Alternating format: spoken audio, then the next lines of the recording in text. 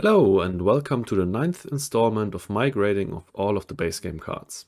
If you want insights into the grading system, check out the description or click on the link in the top right hand corner to get to the first video, where I explain it all. But let's get started.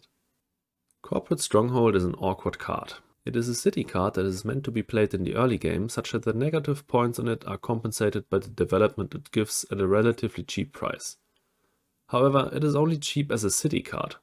Normal development cards like Acquired Company give you the same MC prod, but at a much more affordable price. You get map control with Corporate Stronghold, can ruin someone's grid or get just enough plans for conversion. But in most scenarios, playing a different city card such as Cupola, Immigrant or Research Outpost would have been better, just because those wouldn't have hit you for 2 points. Corporate Stronghold is a D tier card for me. It has its uses, but in my opinion, is one of the weakest city cards in the game.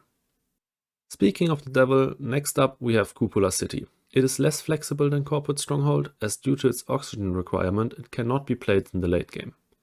But it is a basic, reliable city card for the mid game to protect your own greeneries, or for the early game if you are competing for mayor. Again, do not play this card for its development alone. It is inefficient in that regard.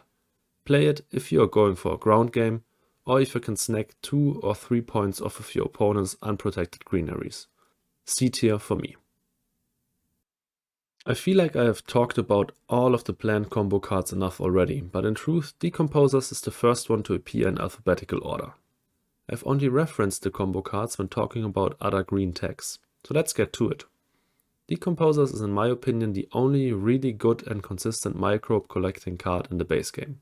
There are other situationally good ones like GHG producing bacteria or nitrite reducing bacteria, and of course there are some really strong microbe tags like viral enhancers or advanced ecosystems. But when it comes to collecting microbes, Decomposers is the undeniable king.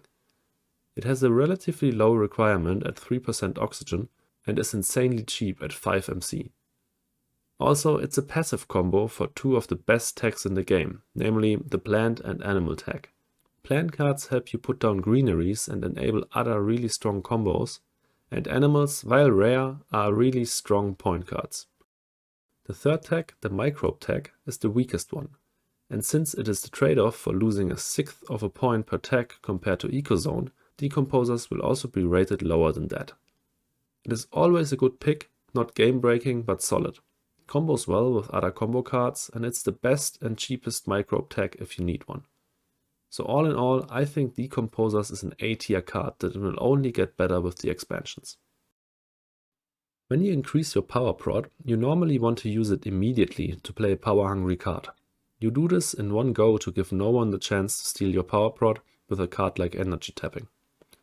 Therefore, cards that just increase your power without any other side effects are preferred, since they are cheaper and allow you to perform this play. You do not want to pay extra for a point or something else. This is a fundamental problem with deep well heating. It is the most expensive base game card that increases your power by just one step, which makes it incredibly frustrating to play. It is a very specific niche to want a power prod as well as a temperature step in a single action. There are cases where you would want this, especially in the early game, when you are trying to get the bonus heat prod on the temperature track, and the power prod is still useful to play engine cards.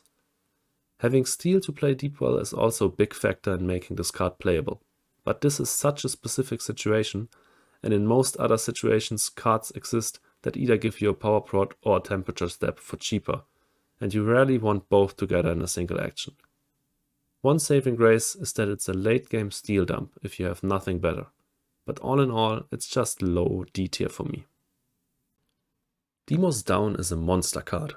It grants the most temperature steps in a single action and can therefore be comboed with Big Asteroid, Nuke Zone, GIA or others to perform an insane 5 heat steps in a single go.